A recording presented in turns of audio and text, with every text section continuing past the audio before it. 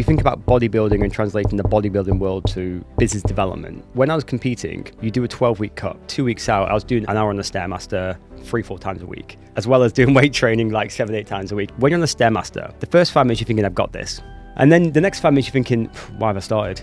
Then the next 10 minutes you're thinking, I can't do this. I don't think I can do this. Then you get to 40 minutes, you're like, I've got this. And that first part of the journey is always the hardest bit with business development. And it's just like being on the Stairmaster or whatever your interest is, whatever's hard, translate that to business development. Welcome back to another episode of the Recruitment Mentors podcast. I'm your host, Hisham Azuz. And on this week's episode, I was joined by Ash Goodwin. After working in the police for 6 years, he had a career change and he found himself working in the recruitment industry. After nearly 3 years working for a company, climbing the ranks and becoming one of their top performers, he then started his entrepreneurial journey just before COVID and launched his recruitment business called Ardor Talent. He then more recently went on to start another recruitment business called My Product Path, which is a SaaS service, a self-serve play, as well as a recruitment company. I'll be honest, I challenged Ash a lot in this episode in terms of the way that they're thinking about the future of recruitment, how he thinks it will be. I definitely pushed on a number of things that he thought in a healthy way, but we also broke down his approach to winning business, standing out, mindset, and so much more. Enjoy the episode. Ash, welcome to the podcast. Thank you. Great to be here. No, yeah, thanks for coming into the studio. I appreciate it. Obviously, we've sort of just crossed paths or spoken a couple of times on LinkedIn, haven't we? And I know you're extremely passionate about changing the perception of the industry. Correct, yeah. A bit like I am. And also, I think what prompted us doing this was sort of the way that you're building your more recent recruitment business is really centered around changing the perception of the industry, doing things differently. I think you said that there's a lot of people on LinkedIn talking about doing things differently, but are they actually doing it? 1,000,000%. You believe that, yeah, the way that you're trying to build things, you are actually doing it. So I'm excited to dive into how Ash is approaching on actually actioning that. But I guess just to, like I always sort of like to start with, just to paint a bit of colour on Ash's journey so far. So if I'm missing anything, let me know. So you worked in the police for over 6 years. Yeah, correct. Definitely going to talk about that transition from police to recruitment. You then sort of worked in recruitment, employed for a businesses for nearly 3 years, where you had sort of early success was a minor contract services, right? Yeah, correct. So you worked there for 2.5 years, became one of their high performers there, and then August 2019 or in 2019 you then started Ardor Talent, your own recruitment business. Couple of months, 7 months, half a year before COVID. Yeah, that was fun. Yeah. so you started your own business then, and you've been on an entrepreneurial journey since then, right? So yeah, you've been on an entrepreneurial journey since 2019.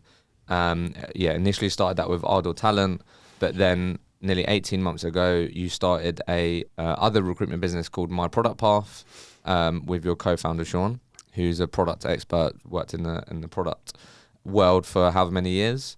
And now it's more of like a group. Ardor Talent does more finance, property, or not? Yeah, so property, technology, finance, compliance. Ardor will be winding down and be spinning out more arms of My Product Path, so My Finance Path, My Compliance Path, etc. Yeah, so. Cool. So then My Product Path, I feel like from, I don't know, you tell me, but I feel like that's where you see long term what the main focus is going to be, like you just said. Yeah, 1,000,000%. It's almost like our innovation hub, and then it's become the forefront of the business. Cool. And then, so like you kindly shared with me, so in your last financial year, you put it as a group, right? In terms of this. So there's correct. 14 of you. Mm-hmm.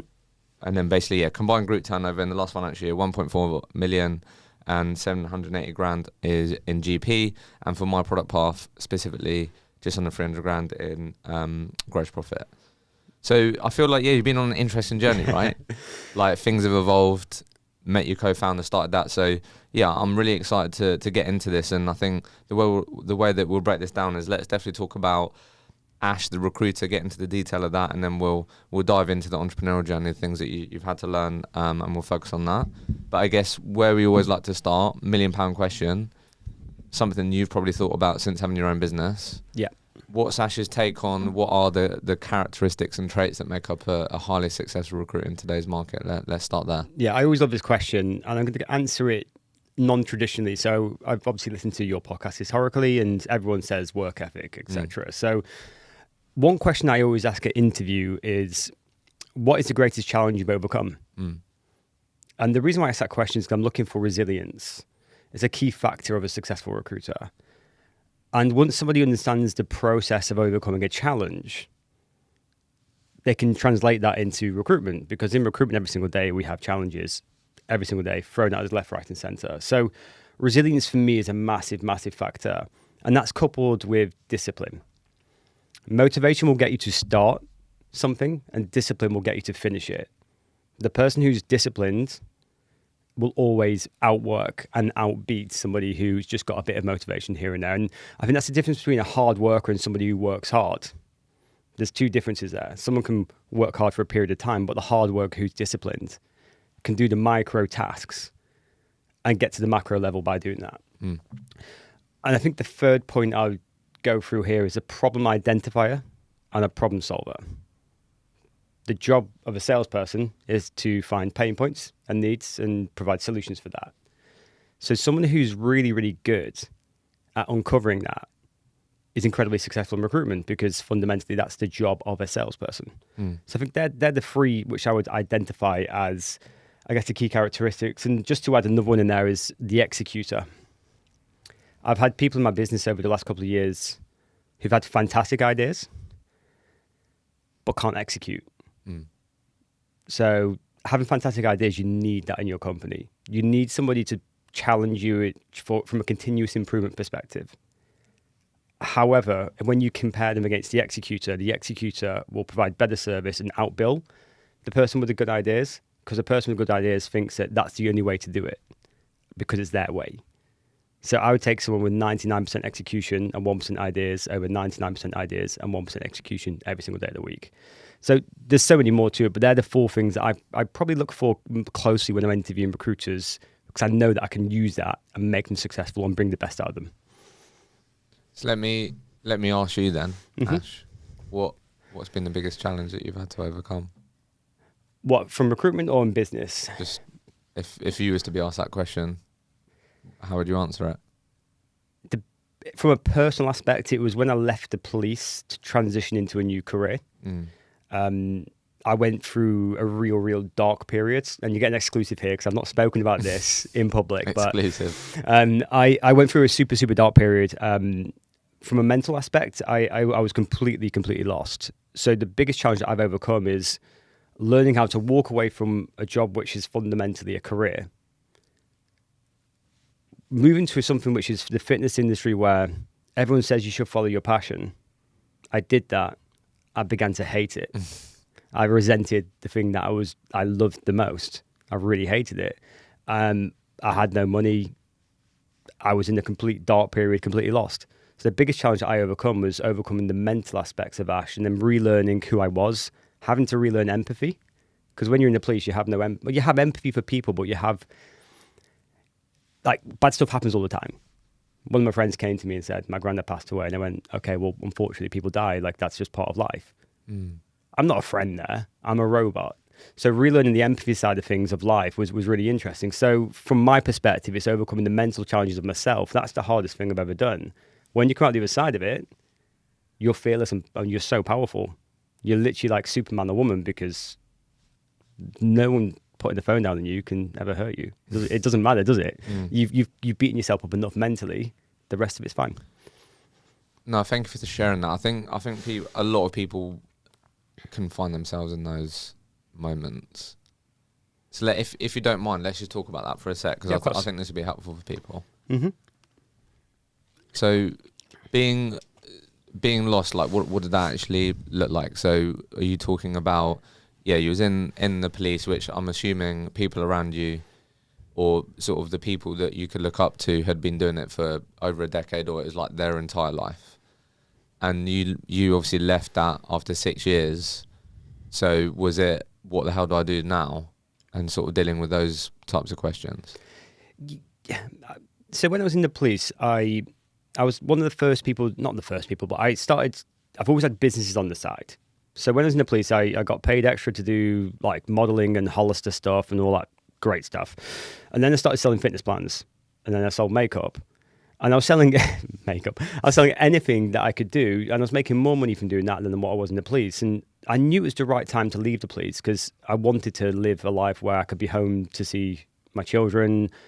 My wife wouldn't be worrying whenever you go out. And an unfortunate event happened in the police where 2 of my colleagues were unfortunately murdered. And that was a moment when I was like, I'm 23 years of age at the time. I'm not doing this forever. Wow. So I'm getting out. I'm going.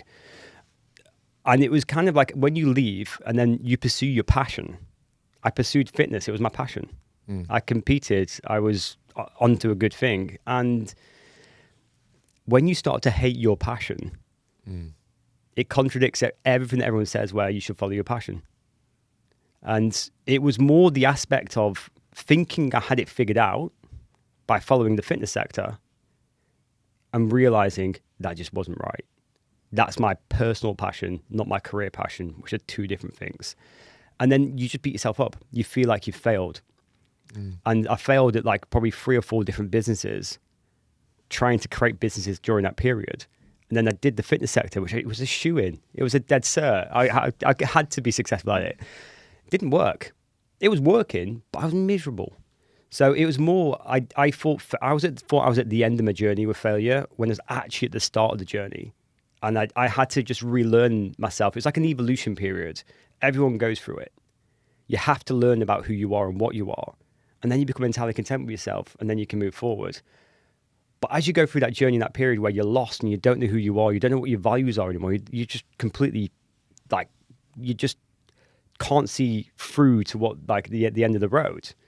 That was probably the most challenging aspect to come through. And I think every person in the world goes through this. Yeah, definitely. Like that's a dead cert. I think the thing to get through it is just realizing that when you're in a tough period, just don't stop, keep going.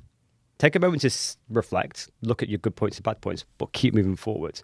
So for me, it was, I felt like I'd lost it all. I had no idea what I wanted to do next. Like, no idea. It's a scary place to be, isn't it? Yeah. And I had no degree as well. So no degree, nothing to fall back on. I was all in. And it just didn't work out, which was a blessing in disguise. And we found the world of recruitment. I did. I did what everyone does. I got into Google. I was like, what am I good at? I'm good with people. I'm good at solving problems. That's a good starting point. I Googled it, and I also wanted to make money, which is why everyone gets into recruitment. And the recruitment was the first one which came up and goes, well, I don't see why I can't do that. And I just applied. So let's just talk about, like, looking back at Ash being employed. Because I feel like that sort of journey says a lot as to, like, why you've ended up, sort of where you've ended up so far. I feel like clearly you had that sort of entrepreneurial energy and spirit quite early on. You were sort of thinking, how can I support myself? How can I be reliant on myself? Yeah. It seems like even when you was in the police.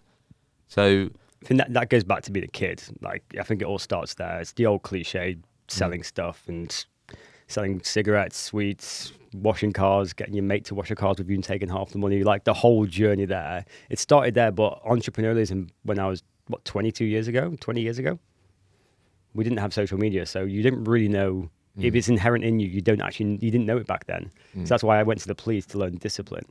And then obviously, as social media become more paramount and I started to learn more about myself, I was like, I actually need to be doing this.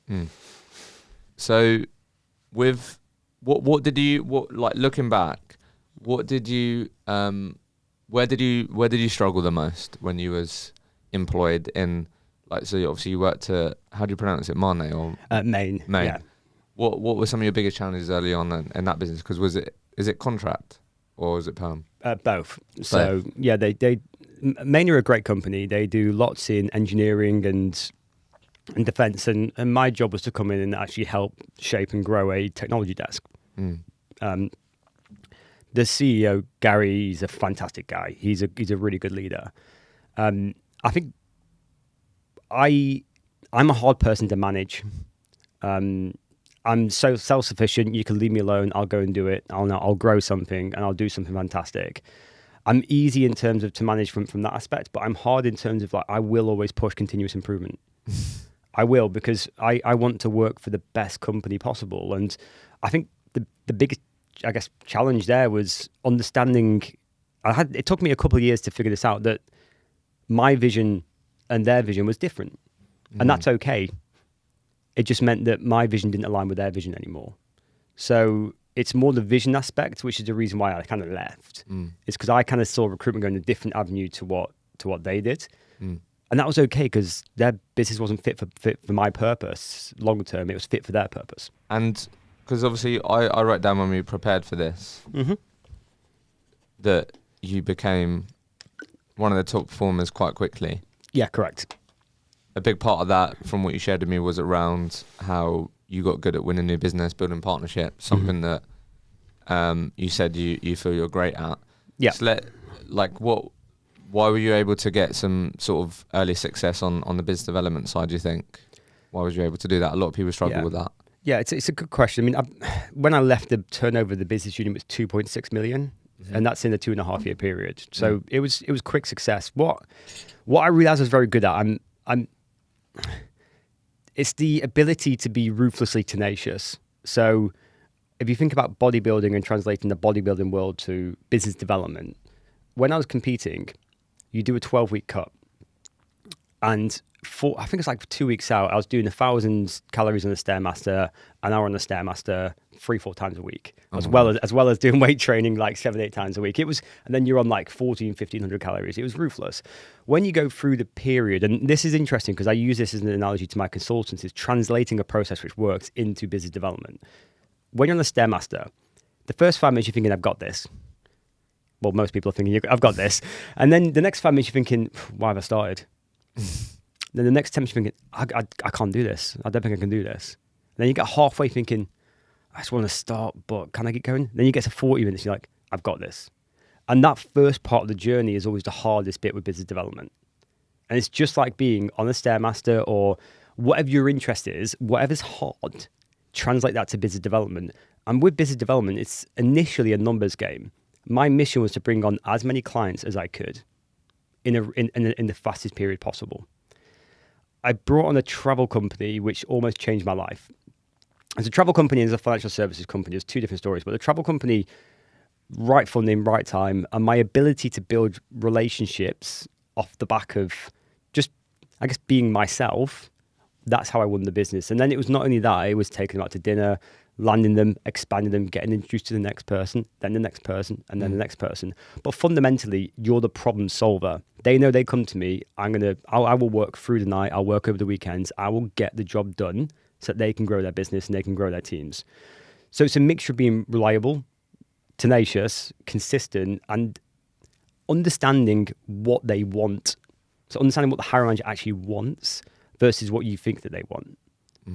So from a business development standpoint, the 3 biggest partners that I brought on were all in the first year. And that wasn't by luck, that was from work ethic. 5 o'clock till 7 o'clock in the evening, I kind of worked those 2 hours where everyone had gone home at 5:30, sending out sales emails, speccing candidates over who were relevant to the right parties. I did that day in, day out, week in, week out for an 18-month period.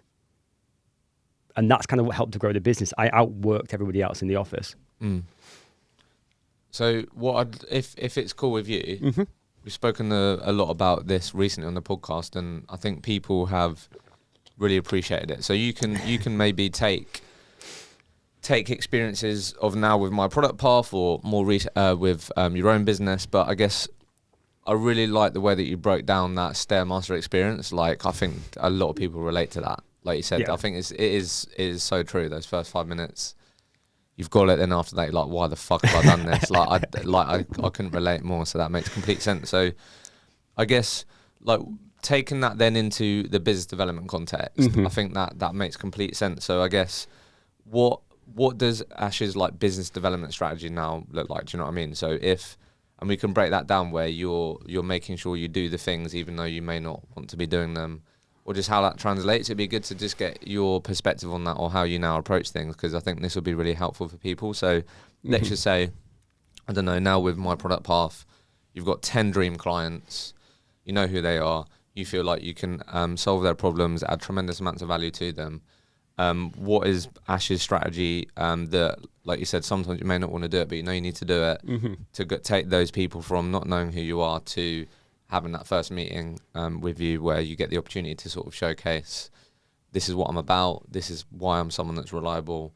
Like, just talk to us, and feel free to go as granular as you want, but what does that look like? Yeah, I think there are two parts to the question, because you got Ash as a recruitment consultant in Maine, and you got Ash now where I've already got a client base. I can pick and choose almost who I want to work with. What I've always done is, in order for me to sell a company and sell a position, I've got to be passionate about the person and the company.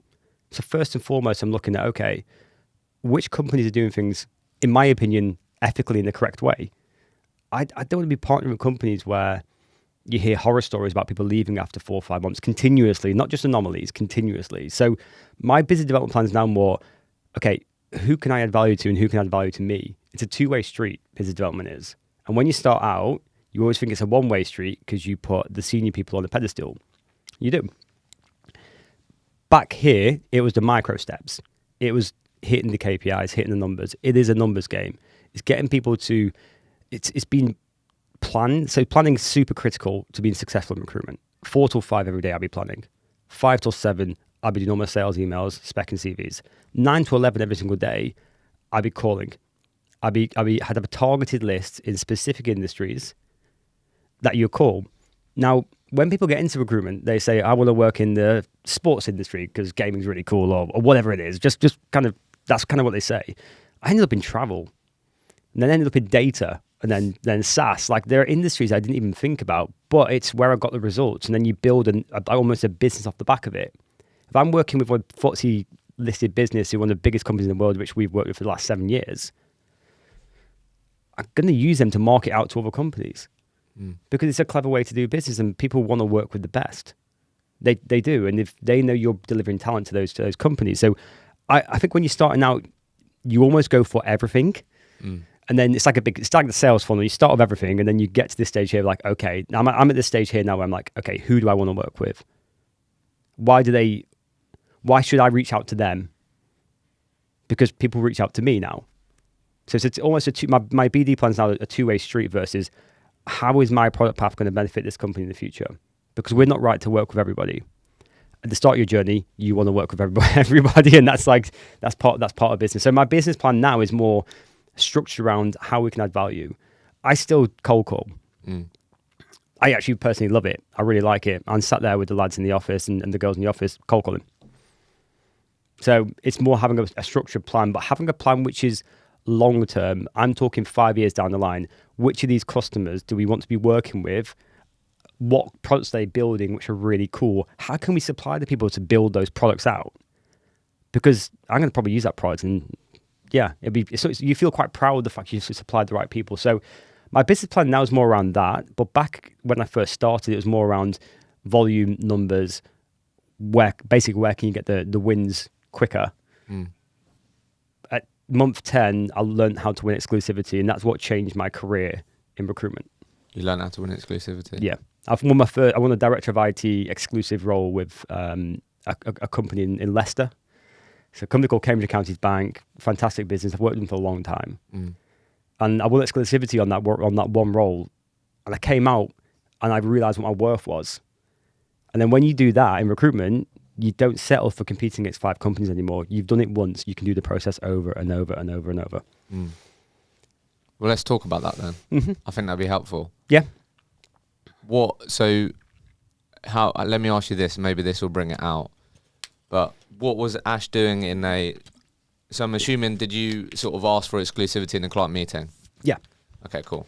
So what did the client meeting look like when you didn't get exclusivity? So maybe 6 months in, what questions were you asking? What were you focusing on? To then, what did that meeting look like, and how different was it when you did get exclusivity, when it was like 10 months in, as you said?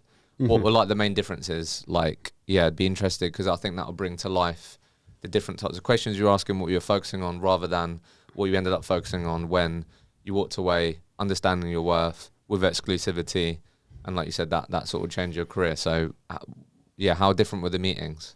Yeah, a lot of it was confidence. So when I was at my first recruitment company, they laboured the point of booking meetings and going out on meetings and getting in front of people. And when you do it when you first start, the meetings are generally, I wouldn't say rubbish, but you're learning and you're gaining experience and there's no structure. And my meetings were all around the people, getting the people to talk, not talking about recruitment, and then getting people to like me, I like them, and that's how you win business. And that's kind of like the first 6 months was just around, I was almost, you can smell not smell the desperation. You can almost smell the desperation of this recruiter really needs this. Whereas at month 10, I'd actually already worked with one of the HR managers in the previous company. I did 5 deals with her during that period, but she also had a boss who I had to get on side. So I kind of had half a hunch I could do it. And I think that ability to understand that you can do it, like you probably know yourself, Hisham, when you've been on meetings before. I get myself so psyched up now for meetings that I've already won the business before I even go in. And that's what I did on that day. Whereas these meetings here, it's almost like you're faking it a little bit. You know you're not bad at recruitment, but are you confident you're better than anyone else out there? Probably not at that stage. So those meetings here were just a bit more, looking back, not great, understandably. And there's no targeted outcomes that I wanted from those meetings. You just go to the meetings, hopefully win business, come back to the office. This meeting here was specifically for one job. I had to go and pitch for it. So I got the data, got all the LinkedIn data, had case studies. I was probably the most prepared I've ever been for a meeting in my life. And then in that meeting, I asked them point blank, I only work exclusively. How would you feel about working with me exclusively on this role? I didn't only work exclusively at the time, but I said it because I'm like, I need to win this exclusively. I'm not going to do this role where I'm competing. I don't want to do that life anymore. And they were bought in. And they said, might need some time to think about it. I goes, well, let me just kind of stop you there. Like when people say it's because they're not convinced, they talk me through the reason why you need more time. And then I was able to answer the question, and then we won the business and I closed there. So it was that almost that switch where before I probably would have gone like here, I'd have gone, all right, okay, yeah, I look forward to hearing from you. Whereas in this moment, it was like, no, I'm winning this. I'm not going to leave this office until I've won this business. And that was the difference in the meetings here versus the meeting here. There's a targeted outcome. There's no targeted outcomes here. What was that question you just said? Because that's very helpful for people. About exclusivity? So basically, like you just said, they said, Ash, I think I might just have to think about it. And you replied with, typically when people say that, they're still unsure. What is it that you're unsure about? Yeah, correct, because it's true. And I think you and I have both been in meetings before where they say that, and people say this often, and it's always the case that they're not entirely convinced by you yet, or you haven't sold your solution well enough. So when anyone says that to me, I always circle back. I'm like, okay, fantastic, and obviously appreciate that. My experience suggests that when people say this is because they're not entirely convinced, so what part of the process you're not convinced about? And then you get an opportunity to then overcome the objection again and sell the solution. So it was that bit there, which I'll be honest, I learned that from a YouTube video on sales. I thought, I'm just going to try it. And it worked. And it's one of those things where I was like, okay, now I'm going to do it again. Then I can now put it into my language 7 years later as to how I would do it now. But back then, it was like I was almost obsessed with sales to a point where I outside of work, I was always self-developing and improving and trying stuff. And eventually when you're trying the stuff, some stuff works for you, some doesn't. And that was just one of the things which worked in that period. Yeah. And then just to wrap that up, I know we've gone granular here, but I know people really enjoy this stuff. So people listening, what would, like now knowing what you know, I'm sure you help your guys and girls with it now. New client meeting, I'm excited about they fit sort of, I think they're a great business. They've got low turnover. Fits our sort of ideal sort of type of client, and I think it could be a really great partnership. What would be the non-negotiable things that you plan for in that meeting now then, or what would, like for people listening, what should they plan for non-negotiable as a minimum, rather than going into these types of meetings just hoping it goes well, trying to build a relationship and hopefully I'll win some business? Like what would be the non-negotiable prep for these potential new client meetings? Yeah, it's a great question. And I think it starts with how, like you mentioned there, like how you qualify the prospect. So from the qualification phase, that's how you do your prep. So let's just say company building out a product function, they're going to need 20 hires, which is what happened back in August. It's then running through the data and analytics on the company. So understanding where they've acquired talent from before. Because usually LinkedIn analytics is great nowadays. Everyone uses it. It's really clever. So I'm always looking at that. But then let's just say in this instance where they're having to grow different squads, it's having, I honestly just sit down with Sean and say, Sean, okay, this is what we have. This is what they want to build. I need an idea when they go into the meeting. They might need 2 product managers here and a product owner here, and maybe a designer here and an engineer here. I need to understand the formation of what the squad, what a good squad looks like, what a good formation of a business looks like. So I think first and foremost, having that high level knowledge is super critical. And then also, I think in that meeting I said about product operations, which is quite a new thing in products. It's been around, but it's super new. So it's asserting yourself as that expert as well, because the CPO goes, I've thought about it, but not too much. It's something I need to come back to you on. And you instantly assert yourself as almost the expert, the dominant in that meeting. So I think that's the first and foremost. Then it's okay. Exclusivity is key. We only work at that, terms of business. And then from a research perspective, it's more just the analytics and just looking at the squad formation, looking at the person I'm working with, looking at the company we're working with, what's attractive about them to sell, getting them to tell me why somebody should work there. So the meetings for me now are more on the client than me delivering on the meetings, because people already know what I can do. I already know what I can do.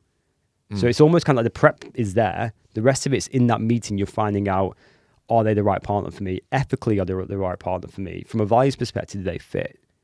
That's kind of what I'm looking for, and that's what I'm shaping. But prep-wise, it's just run your analytics, look at who goes where. If you've got a Sean, try and look at a squad formation, have a look at, are they a product-led organization? ChatGPT is fantastic now. You just stick a bit of information in there, tell me about this company. So make sure you know who the company is, the prospect, but also try and understand what the vision is. And you often only get that from the meeting anyway. Mm-hmm.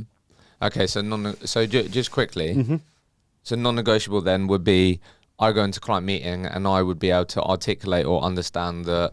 So it looks like you've typically hired people from these types of companies. Why is that? Or like you've picked up on that. And then the other thing that you said there was also, like, in preparation, is there anything that you can share within the market or just any sort of industry insights that could be also really helpful as well? So, yeah, like you said, where have they typically hired people from? Where does it look like they like to hire people from? Make sure you go into those prepared on that. And then also, what insight can I or value can I give this business that could also showcase my expertise? Yeah, million percent. So the first point is super simple. As a recruiter, if you go and find a profile from that type of company, there's a chance you might do a deal with them because they like that type of profile fit for their organization. So simple recruitment is that. It's how I did my first permanent placement. I asked the VP of product, where do you want this person to come from? I literally went and found someone from that company, sent them over, and we did a deal in 19 days from start to then. This side of things here is more, and I'm not saying it can be hard for a junior recruiter because they just need to call somebody who's a CPO and ask them for some time. This bit here is the high level consultative part where, and this is how you stand out as a recruiter, whereas I understand how, now with Sean and my experience, how to form a product function. What goes into a product function? Product operations is something which, again, is relatively new, but it's the glue which holds now product teams together. So my job is to go and, be the solution driver for building your talent base, but also be that partner where I'm thinking about doing this and this. What's worked best for you? Like what's worked really great for other companies as well. Like when you built this team here, what did they do? And that's kind of the bit which... Yeah, that's the insight. Yeah, and that's the bit which that kind of comes with experience and asking the right questions. So if you don't know as a recruiter, call somebody who does. Could even be someone in your office that's got more experience than you. 1,000,000%. I remember going to a meeting with a chief data scientist. I knew nothing about data science. And I called the data scientist up and I said, okay, I just please forgive me. I've not got a job for you, but I might have after tomorrow. And just please forgive me because I just need some help. I've got this meeting tomorrow, but I don't know what to talk about. What would you suggest? And they just said, ask them about the data landscape. So the first question that I asked was, just talk me through what your data landscape looks like. They came alive. The rest of the meeting was really easy. So sometimes even if you don't know, ask somebody who does. But that's the bit there which almost can't be taught. That comes with a bit of experience and asking the right people the right questions. Yeah. Hey everyone, a real quick one from me. This podcast would not be possible without our amazing podcast partners, Vincere and Sourcebreaker. Because you listen to this podcast, you're able to get your hands on exclusive savings on both of these award-winning products. If you're a growing recruitment business, you have to check out Vincere, who are an all-in-one operating system for your growing recruitment business. With Sourcebreaker, if you want to make sure that all of your recruiters have the best tools on the market to stand out and beat their competition, then you have to check out Sourcebreaker. Use the link in the show notes, in the comments below, and you'll be able to get yourself exclusive savings on these amazing products.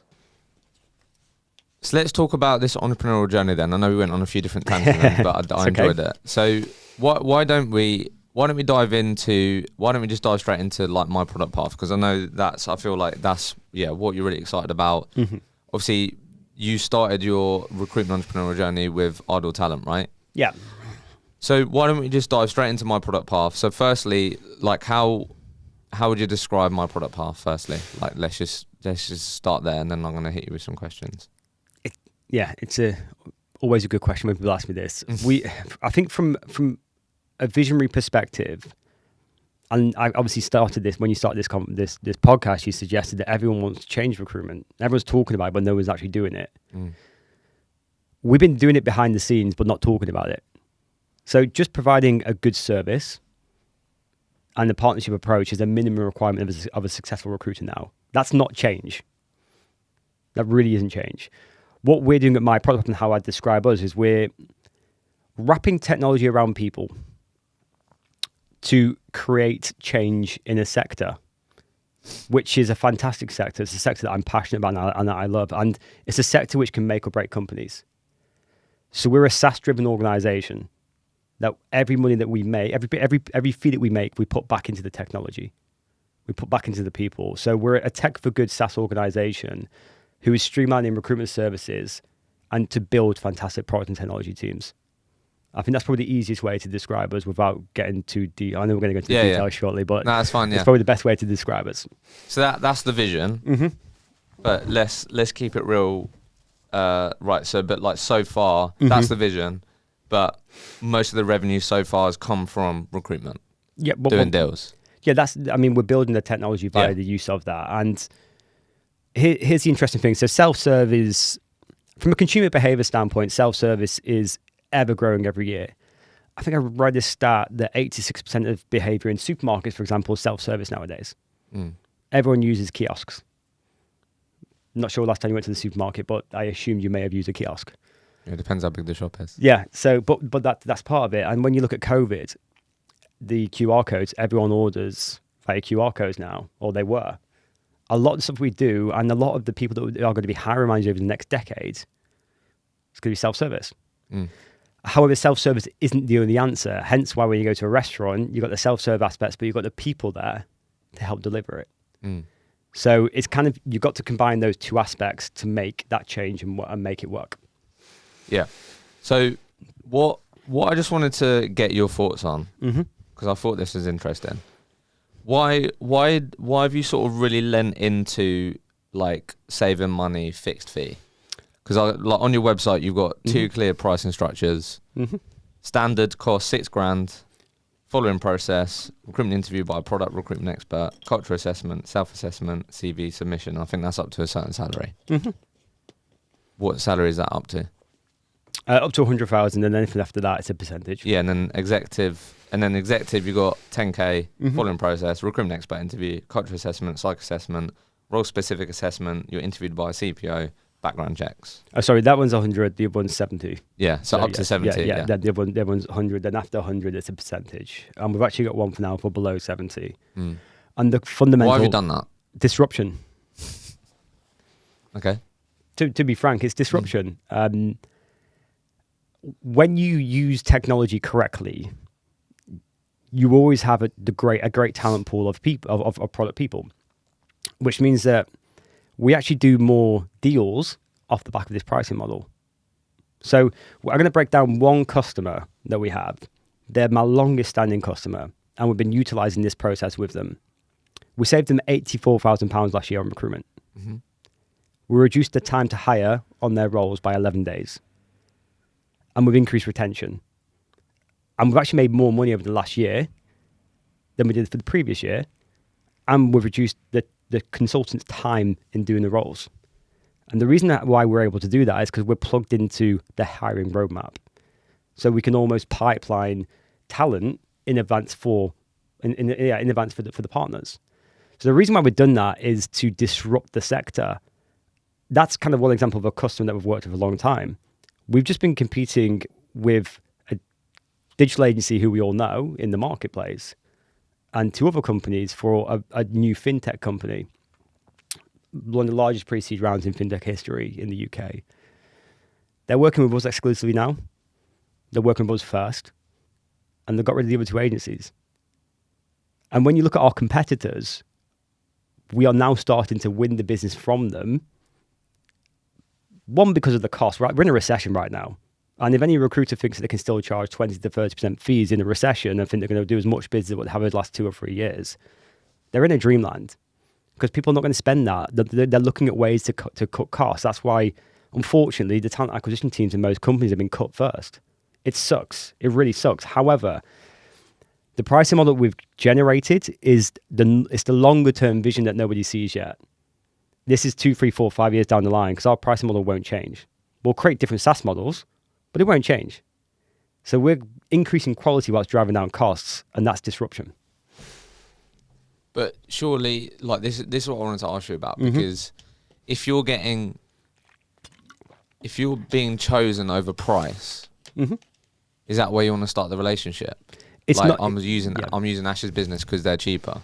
Like is that yeah? Why would you want to start there? It's not about being cheaper. It's about having more feature layers in. Okay. So how many recruitment companies have a chief product officer? Someone who's got 20 years experience doing the job. Yeah, not as many. No, well, I don't know. I'm not sure about you, but I don't know of anyone who's got a CPO as an agency in their business. So number one, we've got a chief product officer who on the market, and I don't want to market him out, but he'd be 200 to 300 grand a year salary. So he's in. No, I get that. You've got the industry expertise. Yeah, I get that. And then we've got the understanding of what each individual role is, interview processes for each individual role, rather than just doing, okay, talk me through what you're looking for, match the skill, match the job up, ask a bit around the skills, but not really understanding it. We've got that deep level there. Cultural assessment that we've created. I mean, I don't know many companies do a cultural assessment, skills assessment. So the reason why the price is more competitive is because we've got more talent than most of the other companies, and we're able to utilize that talent better. You know yourself, Hisham, when you're in recruitment, how many people come out to you asking you to look for a job, and you can't help everyone. You really can't. Our model kind of helps us to do that because it doesn't cost an arm and a leg, and all we're doing really is redistributing fantastic product talent into the marketplace. So whilst we're in a recession right now, when people talk about partnership and when people talk about championing change, how many of those companies have gone to their talent to their partners right now and said, yeah, you know what, it's been fantastic the last 2 years, thanks for all the business. You're struggling right now, we'll happily drop our fees by a couple of % to actually help you through that period. Most recruiters won't do that, and the company won't allow them to do that because they don't actually care about the partnership, they care about the money. Whereas we're a partnership-driven business, every penny that someone spends with us is put back into building our technology out to champion the change for the future. We're giving the people back the power to choose how they want to be represented on the marketplace, to level bias, to literally have the option of who and what they are, when they want to be, and how they want to be represented in the marketplace. And that's part of what we're building here at My Product Path. So everyone who joins us and partners with us, that's the change which they're championing. So yes, it is more cost effective, but we're not the cheapest. We're just more cost efficient and cost effective, and it annoys people. And I'll be honest with you, it's kind of more satisfactory because it annoys people to me than anything else. So I don't like the words cheap But when you look at technology, and this is what recruiters don't understand right now, is technology is going to simply impact the business over the next 10 years in which we're in. Look at ChatGPT. Look at what it's just done. Look at how it's ruffled the Google's feathers really, really quickly. We are naive to think that technology will not positively impact our sector. It won't solve it. AI is not going to solve everything, by the way. It isn't. It really isn't. However, we've priced ourselves for 5 years' time, and we're taking a short-term hit for the long-term vision. And that's how disruption and innovation is created. What does that short-term hit actually look like? It just means we make less money on fees. It's quite simple. I mean, some companies of our competitors there, I mean, one of them sent an email to one of my consultants saying our average fee is £18,000. It's ridiculous. It doesn't need to be that high. And most people hate me saying this, by the way, in recruitment. It doesn't need to be that high. It's fantastic for them, but we're now in a recession. They're going to lose business, and when we are winning more business because we are priced more competitively. I've been on a bit of a journey with this myself and in my own business, and yeah, I understand what you're saying, but I feel like you're also talking about the other great things that you built and that you do in your service. So why would you not charge a premium for that? Do you know what I mean? Because it doesn't create change. Here's the thing. When we went through the ideation phase to create My Product Path, I did that during the pandemic. And we built the use case around what the users wanted. Users being who? The product people. What, the hiring managers are? Hiring managers and the candidates. Okay. So in order to be the voice of the customer, which is what the job of a product person is, we've got to be the voice of the customer from a change perspective. So I had the idea for My Product Path, and I like to use the Trafford Centre I always use the Trafford Centre because I think it's a fantastic place. You go there, it's an all-in-one experience. So that's kind of what I wanted to create, and that's why we also launched the mentoring platform as well as the aftercare piece. But if you look at it from now, the ideation phase, I went to over a dozen CPOs, and this is my idea. What do you think? And Sean was a person who most understood and was most aligned to my vision. It's the reason why we partnered together. And from here, we speak to candidates every single day, and we take a pool of the candidates to ask them, okay, what do you actually want from a recruitment service? And then we built a model around what they wanted. So when you look at some of the fundamental challenges, is skills fit and culture fit is some of the hardest bits to get correct in recruitment. That's from what they said. Cost is number 3. Cost from hiring managers? Correct. So the cost of recruitment, people suggest, is too high. Okay. And that's from the feedback over the last, 2 years now. It's in the top 3 of everything in which we do. And that's from polls on LinkedIn. That's from actual feedback and when we're speaking to customers, in everything. People think recruitment is too expensive. It is too expensive. But we're salespeople, so we want to try and keep it high. We want to try and push as much as what we can. But is that ethically correct, and is that actual creating positive change? Not in my opinion. So when you was having those conversations, was there anything you were surprised by when you're saying, what do you want from a recruitment service? And keep in mind, Hisham, at this stage, I was a generalist agency recruiter. I'd started my business. I was doing traditional percentage models. So the cost for me, because it's not just the cost of the actual fee, it's the wasted time of the hiring managers interviewing. And when you actually factor in, and then obviously from when people leave from a rebate perspective, the cost of a bad hire is pretty significant. And people don't add in the fact that hiring managers' time to actually interview costs companies a lot of money. And they've got to do this multiple times and not get the end result. You lose thousands of pounds it takes for hiring managers to actually interview. So I think the cost was surprising to me, being that I was a percentage recruiter, billing lots of money and making good money. But when I actually broke it down and put myself in their shoes, I got it and I understood it. So I do appreciate what you're saying. I do get it, and we are adding more features in.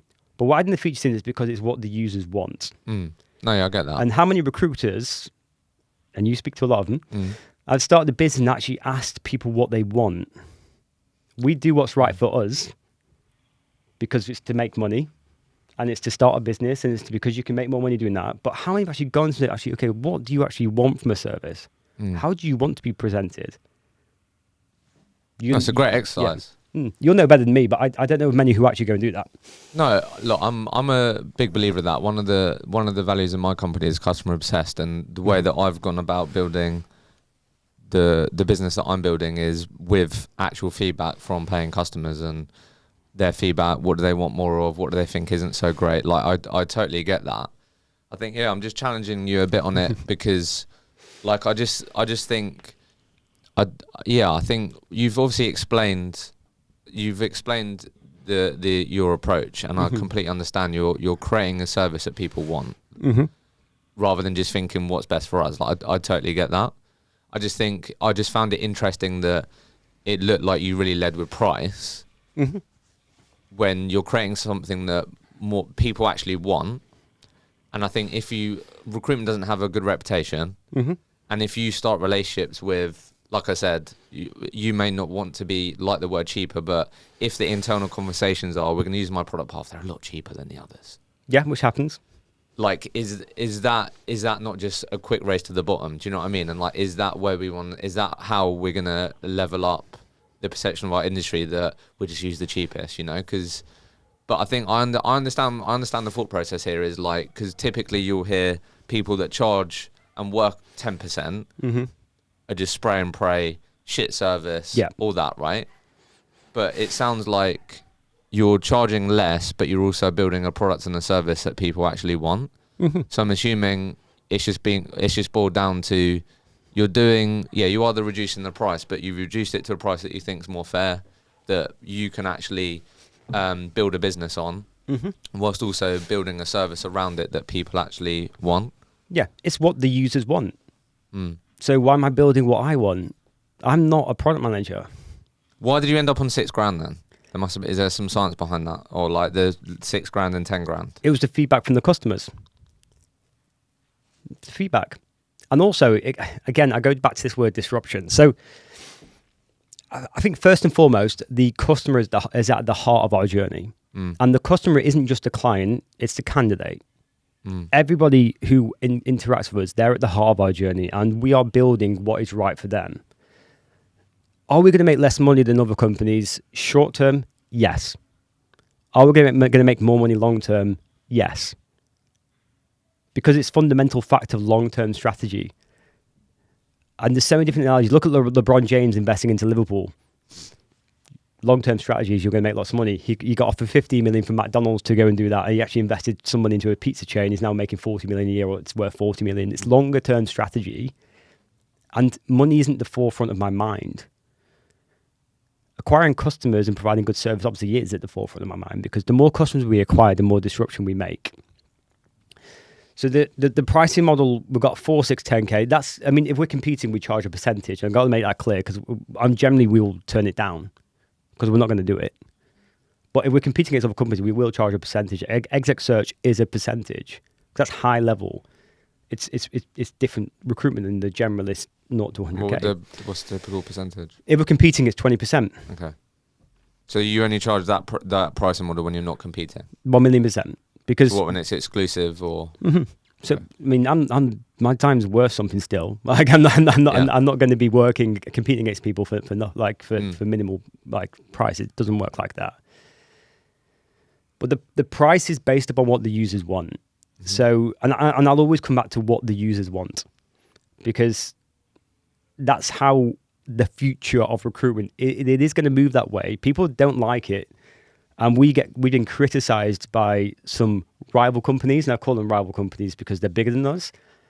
And we're that startup who they're probably looking at thinking, well, actually, they're taking a few of our clients away. They're only small clients, that'll be fine. We've got 2 of the largest companies in the world working on our SaaS products right now. Criticize what? Because you're charging less fees? Yeah, because we're taking their business away from them. And we're also providing better service. And we're providing additional features.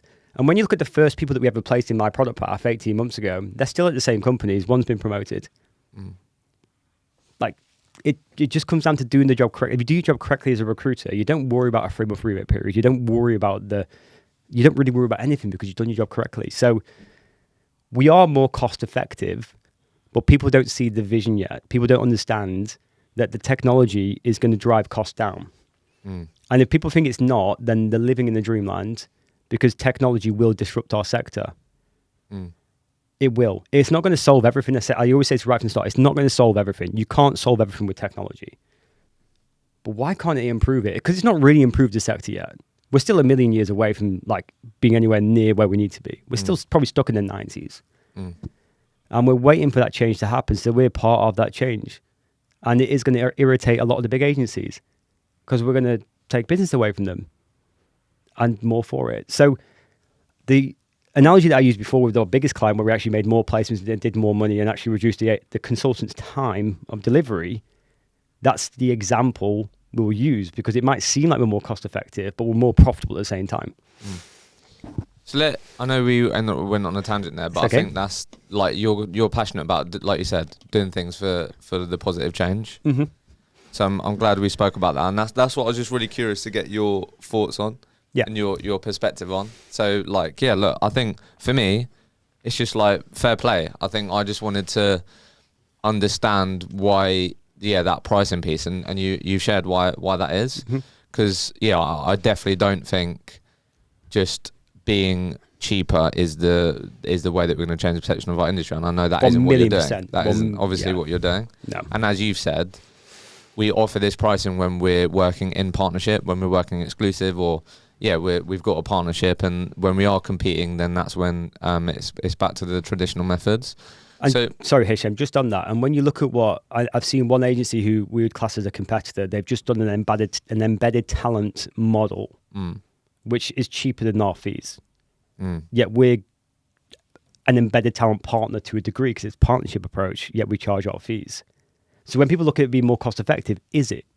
I mean, it is for transactional recruitment, but from a partnership perspective, it's still more cost effective overall. When you got now companies doing their embedded talent partner, which they wouldn't have done 10 years ago, because they wouldn't have, they're now putting it in as a service, because they understand, actually, it's disruption. Actually, the companies have done this. They've actually removed some business away from us. And that's what's happened. So what we're doing is building a model which for the next 5-10 years will do the same thing. So let's just end on then, because this is what you're building your business around. What does a good quality modern recruitment business look like in 5 years, from your perspective? The technology wrapped around the people. That's innovation. What does that mean? What is it like? Technology wrapped around people. You'll find out in 6 months when we launch the software. No, give us high level. Like what are some of the things that technology can enable the people part? Like what talk to us about some of the things. I think it's making efficiency in recruitment, because you and I both know when you do this job, you get bogged down in admin, you get bogged down in loads of minor tasks which you shouldn't be doing. So number one, it's making things more efficient is critical to being a successful recruiter on a bit more of a global scale, because when you look at the amount of admin time, the amount of bullhorn time that you do, or any other CRM which you use, or whatever it is, it's just mental how much is used. Communication with candidates, like companies are really poor of how they communicate with candidates, really poor. So having a system in place where things are more visible to the candidate makes a lot more sense to me. And it's kind of like candidates nowadays want a choice, and they want to feel like they're in control of the process, and we need to give them that. So if we just think sending a CV, doing a deal, speccing the CV over, that's going to be the long-term answer to recruitment, it's not going to be that. So in 5 years' time, fees, I think you're going to have two models. You're going to have the models which are a bit more partnership focused, where they're looking after the companies correctly. And there's always going to be the place for the agency recruiter, as it is now, doing the fees in which they are now. Because some sectors don't require what we're doing, by the way. So like the construction sector, for example, it's not really needed for us. It's different type of work. Like it's not the same as what we're doing. But for me, it's always technology wrapped around the people. And that's how the disruption is going to change. And that's how things are going to change in the sector. Service is just one aspect of change. It's not really change. It's just doing your job correctly. Okay. See, no, I think I'm so interested to see how things play out. That's why I want to do it now, because I want to come back in 18 months and I want to have this conversation again. And it's almost like a time capsule to see whether I know I'm correct for what people want. It's how this is executed will be the success or failure of the business. Look, the thing that I take away, which I massively respect, is I think if you want long-term success as a recruitment business, getting closer to what it is that your clients and candidates actually want from you, from a service, is the right approach. I couldn't agree more. Rather than just focusing on what is going to be best suited to us. Like, I totally get that, and I buy into that. I just think for long-term sustainable success, if you are very close to what your customers want and you build your services around that, then it makes complete sense. So that's why super interested to see how it plays out and how recruitment companies deliver that, how they approach that. You're obviously making your bets on how you're approaching that, which I really respect. And look, I think I wanted to challenge you on a few things, but it's only coming from a place of just curiosity, and I respect the journey that you're going on, and I'm just really interested to see how it all plays out. Yeah, no, 1,000,000%. And I love being challenged on it, by the way. So if anyone wants to challenge me after this podcast, please feel free to do that. We have actually been challenged by a client to say, actually, we want to pay you more. So I'm like, well, pay us what you want then. I know the future of what our industry, like the recruitment sector, I love it and it's amazing. The future of the industry is changing. And ChatGPT, if people haven't noticed that, and I'll always use this as an example, it's going to take that one moment like that for people to sit up and think, okay, I need to change. Because most recruitment business owners right now are just thinking about the now. They're not thinking about 2, 3, 4, 5 years. I'm 5 years in advance. I'm not thinking about the now. And that's going to be the success and failure of a lot of companies over the next 5 years is, okay, how visionary are they? If they think the status quo of recruitment right now is going to work in 5 years' time, when the Gen Z start managing and hiring people, and they don't understand who the user personas are of the people that we're working with, they're going to fail and they're not going to do this correctly. And that's what we understand is the personas of people hiring now is different. Ash, thanks for coming on the podcast. Thank you for having me. Thank you so much for listening to the episode. I hope you enjoyed it and got value from the conversation. If you did enjoy it, please don't forget to like, share and subscribe, and we'll see you in the next episode.